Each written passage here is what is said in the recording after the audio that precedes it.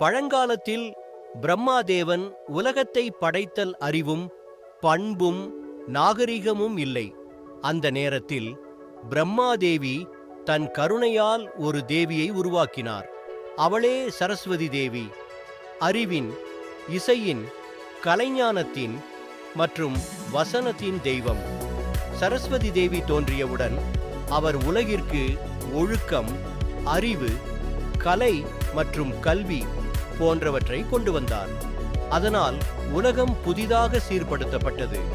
உயிர்களுக்கு உள்ளார்ந்த அறிவும் யோசிக்கும் திறமையும் கிடைத்தது.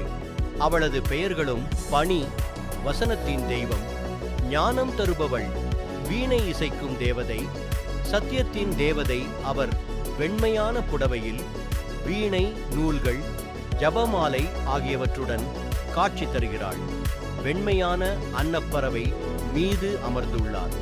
முக்கியமான கருத்து: சரஸ்வதி தேவியின் உருவாக்கம் என்பது அறிவும் கலையும் இல்லாத ஒரு உலகத்திற்குள் ஒளியை வழங்கும் நிகழ்வாகும். அவர் தோன்றியதன் மூலம் உலகம் அறிவில் வளரத் தொடங்கியது.